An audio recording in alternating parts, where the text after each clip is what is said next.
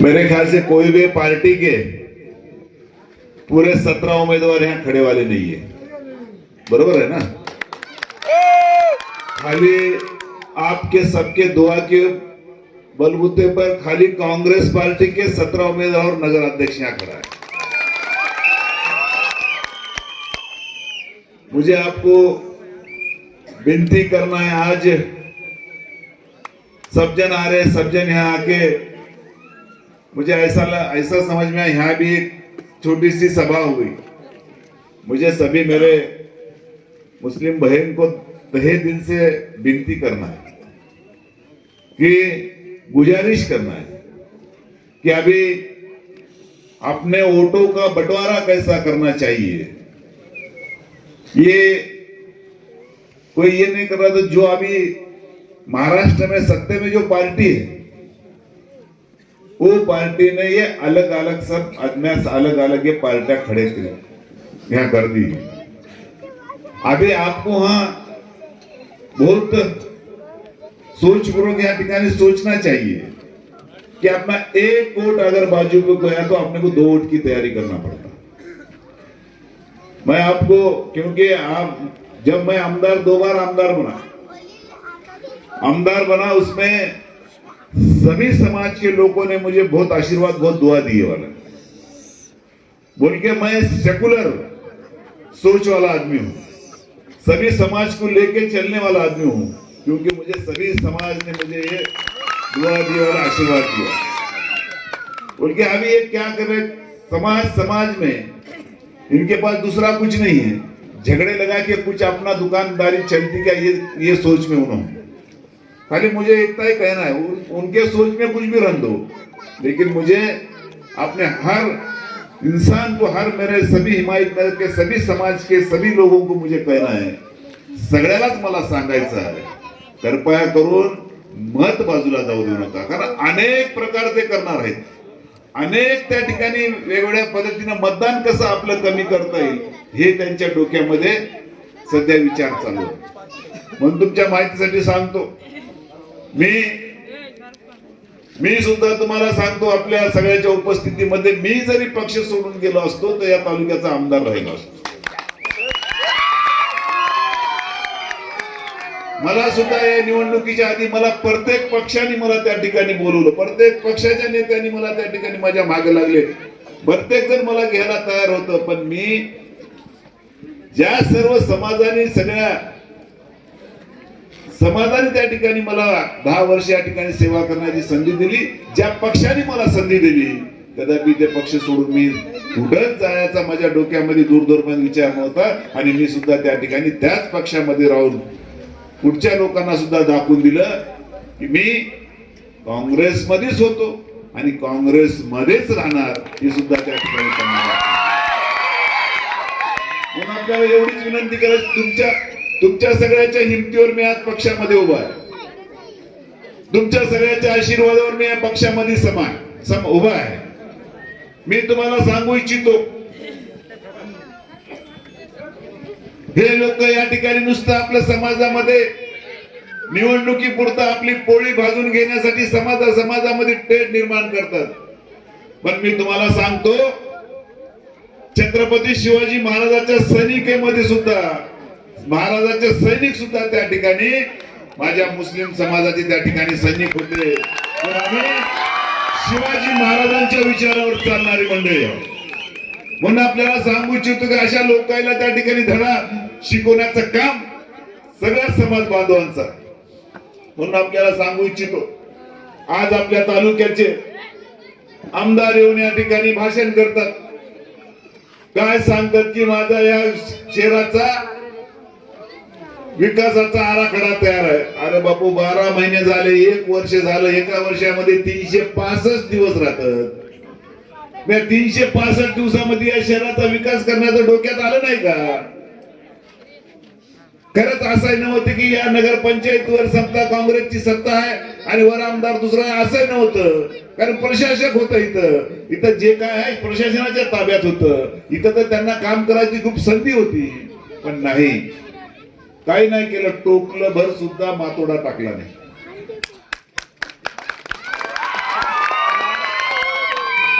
इथं येऊन सांगायले आम्ही असं करू तसं करू, काय करू ते नाही, काय केलं ते सांगा.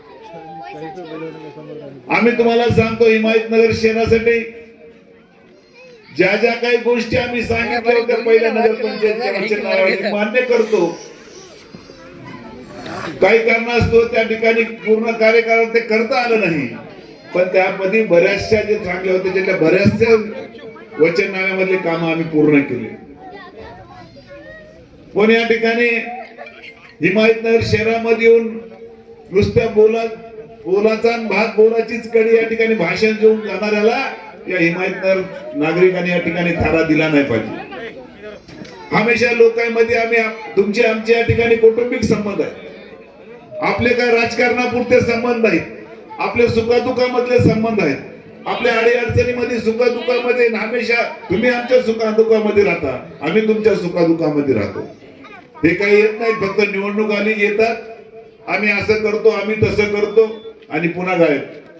म्हणून आता या ठिकाणी आपल्याला फार विचार करून या ठिकाणी निर्णय, जे कोणी समजा आपले भाऊ बंद, मला काय म्हणायचं, काही आपले अपने भाई कुछ अपने दोस्त गलती से अगर किधर काम करते हैं उनको भी बोलो, उनके पास भी मेरा जो मैसेज है दो, उनको भी बोलो कि आपको भी विनती, साहब ने आपको भी विनती की कि आपका वोट खराब मत करो. आपका एक वोट खराब होने से अपने को यहाँ पार्टी का और यहाँ जो पार्टी जो लोग जे माणसं जे नेते आपल्या आपल्यामध्ये भांडण करून आपल्या गावाचं वातावरण जे दूषित करायले त्यांना सुद्धा त्या ठिकाणी धडा शिकवण्याचं काम आहे. म्हणून त्यांना सुद्धा सांगा बाबा असं करू नका, अशा चुका करू नका, अशा चुका करून या ठिकाणी नको त्या पक्षाला या ठिकाणी समाजामध्ये ते निर्माण करणाऱ्या पक्षाला त्या ठिकाणी बळ देऊ नका. म्हणून मी आपल्याला या निमित्ताने सांगतो, 17चे 17 उमेदवार मी आपल्या सगळ्याला सांगू इच्छितो. या वार्डातल्या प्रत्येक कुटुंबातल्या प्रत्येक व्यक्तीचा 14 मधल्याच्या व्यक्तीचा संबंध 15 मध्ये आहे, 15 मधल्याचा संबंध 13 मध्ये आहे, 13 मधल्याचा संबंध 14 ते 12 मध्ये आहे, 12 मधल्याचा संबंध 11 मध्ये आहे. कृपया करून 17 वार्डामध्ये एकूण एकाचे संबंध आहेत. म्हणून तुम्हाला हे सुद्धा तुमच्यावर जिम्मेदारी टाकतो. जिथं जिथं जमल, जिथं जिथं आपले ऐकणारे आहेत तिथं तिथं आपण त्या ठिकाणी सगळ्याला सांगून काँग्रेस पक्षाला मतदान देण्यासाठी, काँग्रेस पक्षाला आशीर्वाद देण्यासाठी आपण त्या ठिकाणी सांगावं, ही आपल्याला निमित्ताने विनंती करतो. तसंच काही कुठे हे असेल तर प्रत्येकाला एवढंच सांगतो मी, मतदान करा. मतदान आपलं राहणार नाही याची काळजी घ्या. एकही मत आपलं राहणार नाही, कारण एक जरी मत राहिलं त्या ठिकाणी नुकसान आहे. पण एकही मत राहू देऊ नका, झाडून पुसून त्या ठिकाणी मतदान करा. कारण सकाळी माझ्या मते जसं समजभाई म्हणलं असं दिवस छोटा आहे, पण आपल्याला जाता येईल असं कोणा सकाळपासून मतदानाचं टाइम सुरू झाला तेव्हापासून मतदान झपाट्याने करून घ्या. जेवढं मतदान त्या ठिकाणी जास्तीत जास्त आपण करून घेईल तेवढं आपल्या काँग्रेस पक्षाचा त्या ठिकाणी उमेदवाराला फायदा होईल. त्या ठिकाणी काँग्रेस पक्षाच्या उमेदवाराला जेवढा त्या ठिकाणी तुम्ही आशीर्वाद द्याल तेवढा आपल्याला त्या ठिकाणी मताच्या रूपामध्ये म्हणजे 2 तारखेला जेव्हा 3 तारखेला मोजणी चालू होईल त्यावेळेस प्रत्येक मशीन मधून टोटल मारताना असं निघायला पाहिजे 80% पंजाकडे आणि 20% मध्ये सगळे राहिले पाहिजे. या पद्धतीचा आपण सर्वांनी त्या ठिकाणी काय म्हणतात ते रात्र वैराची म्हणतात त्या पद्धतीनं एकदम आपण त्या ठिकाणी काळजीपूर्वक माझ्या सर्व माता भगिनींना समजून सांगा, मतदान कसं करायचं समजून सांगा. डेमो त्या ठिकाणी दाखवतच असाल तुम्ही आणि दुसऱ्या डोक्यामध्ये आणायचं नाही. कारण आपण काय म्हणतो वर बटन आहे खाली बटन आहे हे सांगायची गरज नाही. पंजा दिखा सामने का दबा देना. बाकी कोई चिन्ह देखने की जरूरत ही नहीं. अपन खाली पंजा देखने का उसके सामने का बटन दबा देने का बस. बाकी निशानी देखो मत बोलना, वो निशान ऊपर कौन से देखो मत नीचे कौन से देखो. खाली अपना 2 पंजे, एक अपना नगराध्यक्ष का पंजा, दूसरा अपना वो वार्ड के नगर सेवक का पंजा. तो दोनों पंजा पे नांदेड़ जिले में आपके सबके दुआ पे आपके सबके आशीर्वाद पे ये दिखा दो कि हिमायतनगर ये कांग्रेस का गढ़ है, हिमायतनगर ये कांग्रेस का बाली किला है। मैं तो इंशाल्लाह आपको कहना चाहता हूं कि आने वाले 3 तारीख को जब वोटिंग को गिनती हो जाएंगी, वोटिंग की जब गिनती होगी, उस गिनती होने के बाद नांदेड़ जिले में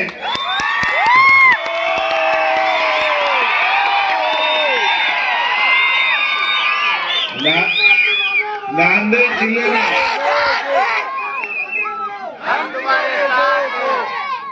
अभी मुझे कुछ अपने नांदेड़ जिले के पत्रकार भी यहाँ आए थे, मुझे फोन पे बात किए। उन्होंने भी मुझे बोले साहब अच्छी परिस्थिति है तो भी और जितने अच्छी बना सकते। हाँ, गणेश राव की जो इच्छा है आप नांदेड़ जिले में जब निकाल लगेगा तो हिमायतनगर के 17 नगर सेवक और 1 नगराध्यक्ष पूरे के पूरे आगे जिनको अभी यहाँ के बातें कर रहे हैं, जिनको 17 उम्मीदवार खड़े करने नहीं आए वो क्या करने वाले हैं, उनके आपको कहता हूँ उम्मीदवार भी मेरे ख्याल से ये वार्ड की इधर, ये वार्ड में, ये वार्ड की वो वार्ड में ऐसी कहा है। शबीर भाई आओ इधर,